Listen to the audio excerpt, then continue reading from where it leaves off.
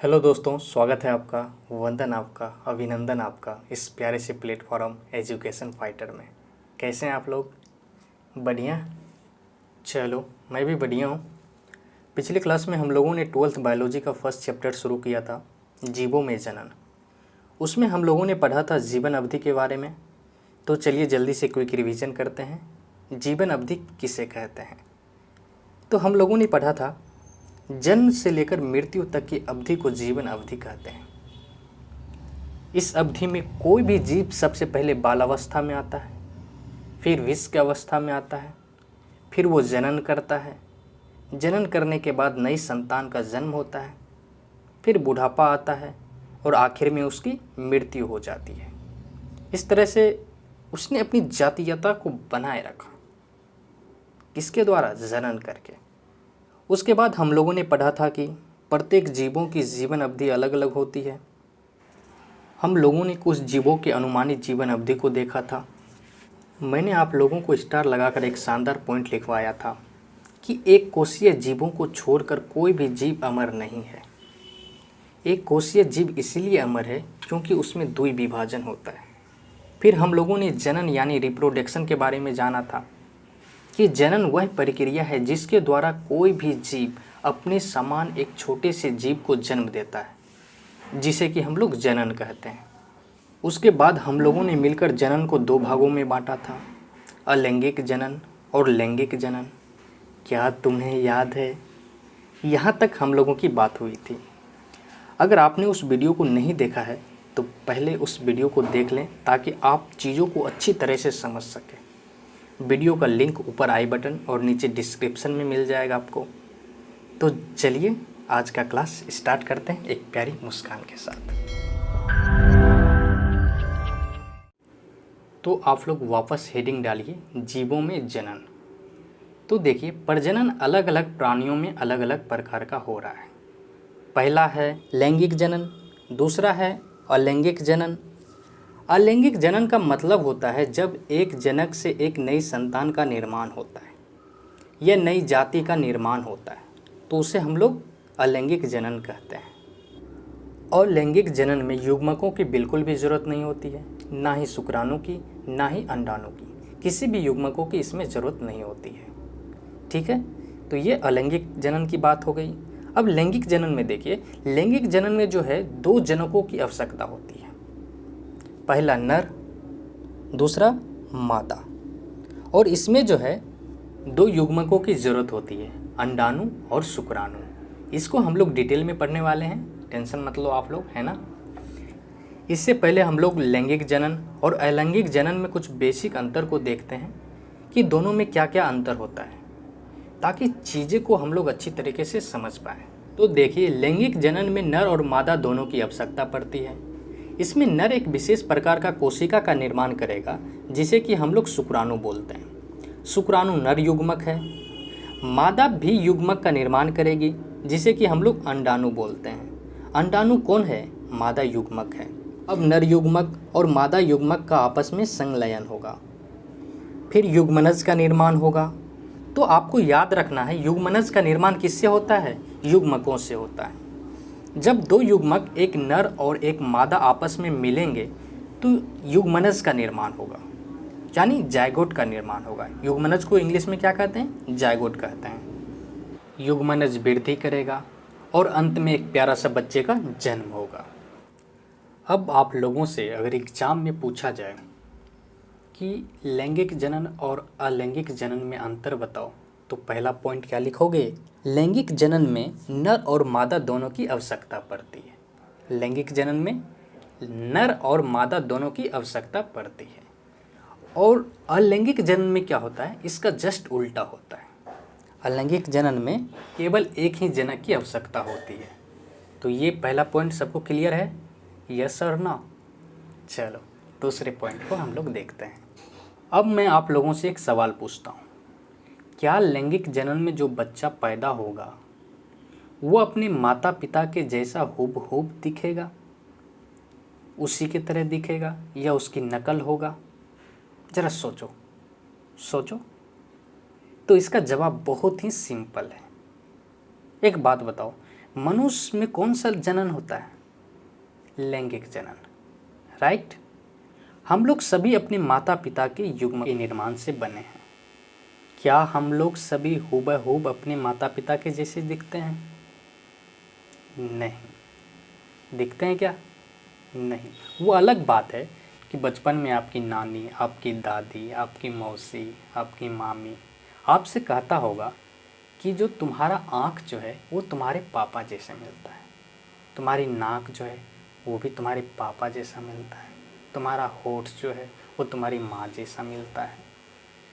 तो हम लोगों के कुछ अंग माता पिता के जैसे होते हैं, पर हूबहू अपने माता पिता के जैसे हम लोग नहीं दिखते हैं।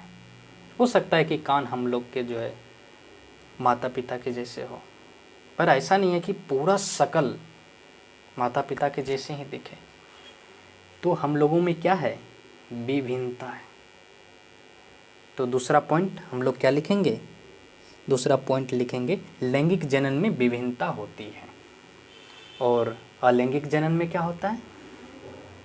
इसका उल्टा, अलैंगिक जनन में विभिन्नता नहीं होती है। अलैंगिक जनन में जो है जैसा पिता दिख रहा है सेम टू सेम वैसा उनका बच्चा भी रहेगा। अलैंगिक जनन में जो संतान का जन्म होगा वो पूरा अपने जनक के जैसा दिखेगा, कोई अंतर नहीं, बिल्कुल डिट्टो कॉपी, है ना। तो अलैंगिक जनन में विभिन्नता नहीं होती है। अगर उनके जनक को और उनके संतान को दोनों को अगर आपके सामने रख दिया जाए तो आप पहचान ही नहीं पाओगे कि कौन इसका जनक है, कौन इसका संतान है। तो इसमें कोई भी विभिन्नता नहीं होती है। याद रहेगा आप लोगों को, हाँ या ना? तो चलिए आगे चलते हैं। अगला पॉइंट है लैंगिक जनन में आकारीय तथा आनुवांशिक रूप से अलग संतति होगा। क्या मतलब है आकारीय रूप से? मतलब अगर आप बाहर से देखें तो आपको अलग नज़र आएगा। आनुवांशिक रूप से मतलब अंदर से डीएनए, जीन, ये सब जो है वो आपको जो है अलग नज़र आएगा, ठीक है। अब अलैंगिक जनन में इसका जस्ट उल्टा, मैंने बोला ना, अंतर की बात अपन लोग कर रहे हैं। अलैंगिक जनन में आकारीय तथा आनुवांशिक रूप से समान संतति होगा। मतलब उसका बाहर से देख लो आप या अंदर से देख लो, दोनों जो है आपको बिल्कुल समान नजर आएगा। तो यहाँ तक सबको क्लियर है? चलिए अब अगला जो अंतर है, इस प्रकार का जनन उस श्रेणी जीवों में होती है जैसे कि हम लोग, जानवर लोग जो है। तो इस तरह का जो लैंगिक जनन जो है आपको देखने को मिलेगा, ये उस श्रेणी में जो उच्च किंगडम है, उस उच्च श्रेणी के जानवर होते हैं, उसमें जो है आपको लैंगिक जनन देखने को मिलेगा। और अलैंगिक जनन जो आपको देखने को मिलेगा ये निम्न श्रेणी में, मतलब छोटे छोटे सूक्ष्म जीव जो हैं वो आपको जो है उसमें क्या देखने को मिलेगा? अलैंगिक जनन, है ना। अब हम लोग दोनों को डिटेल में पढ़ेंगे। अब आप लोग हेडिंग डालो अलैंगिक जनन, क्या हेडिंग लगा लो? अलैंगिक जनन। इसको हम लोग डिटेल में पढ़ेंगे, ठीक है। चलो तो शुरुआत करते हैं। मैंने आपको थोड़ी देर पहले बताया जब संतति की उत्पत्ति एकल जनक से होती है तो उसे हम क्या कहते हैं? अलैंगिक जनन कहते हैं। अरे बोलो, क्या कहते हैं? अलैंगिक जनन कहते हैं। ये चीज़ मैंने आपको पहले बता रखा है, लेकिन अब हम लोग डिटेल में पढ़ने वाले हैं तो इसीलिए सीक्वेंस से पढ़ेंगे, हर एक चीज़ को पढ़ेंगे। सिर्फ आप लोग ध्यान से सुनना और अपन लोग मस्ती में पढ़ेंगे, ठीक है। इस प्रकार से प्राप्त संतति आनुवांशिक रूप से समान होते हैं, मैंने आपको थोड़ी देर पहले बताया। अलैंगिक जनन से प्राप्त संतति को एक पुंजक या क्लोन कहते हैं। तो ये जो है बिल्कुल क्लोन होगा, बिल्कुल डिट्टो। आप दोनों को पहचान ही नहीं पाओगे कि कौन जनक है कौन संतान है। तो ये पॉइंट बिल्कुल आपको ध्यान में होनी चाहिए क्योंकि एग्जाम में पूछ लिए जाते हैं। अब सवाल उठता है अलैंगिक जनन किस किस में होगा? तो ध्यान से सुनना। अलैंगिक जनन बैक्टीरिया में, कवक में, प्रोटोजोआ में, शैवाल में और अनेक पौधों में भी होता है। मैंने आपको बताया था कि नहीं पीछे? याद है कि नहीं आपको? अब आगे हम लोग अलैंगिक जनन के प्रकार को देखते हैं। अलैंगिक जनन को हम लोगों ने 6 प्रकार में बांटा है। पहला है विखंडन, विखंडन को इंग्लिश में फिजन कहते हैं। दूसरा है मुकुलन, मुकुलन को इंग्लिश में बडिंग कहते हैं। तीसरा है विखंडी जनन, विखंडी जनन को हम लोग इंग्लिश में फ्रेगमेंटेशन कहते हैं।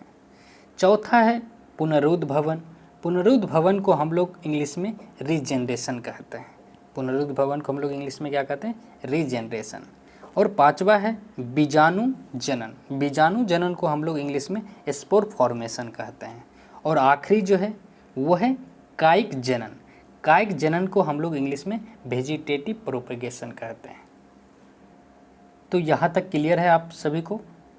अगर आपको कोई भी डाउट है तो आप कमेंट सेक्शन में पूछ सकते हैं, निश्चित रूप से आपका डाउट को क्लियर किया जाएगा। तो आज के लिए काफ़ी है, इसी चीज़ को हम लोग आगे की क्लास में पढ़ेंगे। एक बार आप लोग एनसीईआरटी बुक से ज़रूर पढ़ लीजिएगा ताकि चीज़ें आपको अच्छी तरीके से और भी समझ में आए। ठीक है, देखो हम लोग थोड़ा थोड़ा ही पढ़ेंगे, लेकिन इस तरह से पढ़ेंगे ताकि हम लोगों को हमेशा के लिए याद रहे। इसीलिए मैं थोड़ा थोड़ा ही पढ़ा रहा हूँ, क्योंकि अगर मैं बड़ा सा लेक्चर बना दूँ 40 मिनट का, 1 घंटे का, तो आप देख कर ही छोड़ दोगे कि यार 1 घंटा पढ़ना है, पढ़ लेंगे बाद में, कल पढ़ लेंगे, शाम को पढ़ लेंगे, ऐसे में नहीं होगा। इसलिए छोटा छोटा लेक्चर दे रहा हूँ, आप छोटा छोटा लेक्चर को पढ़ते जाओ और आराम से आपका कब सिलेबस कब याद हो जाएगा आपको पता ही नहीं चलेगा। ऑल द बेस्ट, मिलते हैं आपसे नेक्स्ट क्लास में।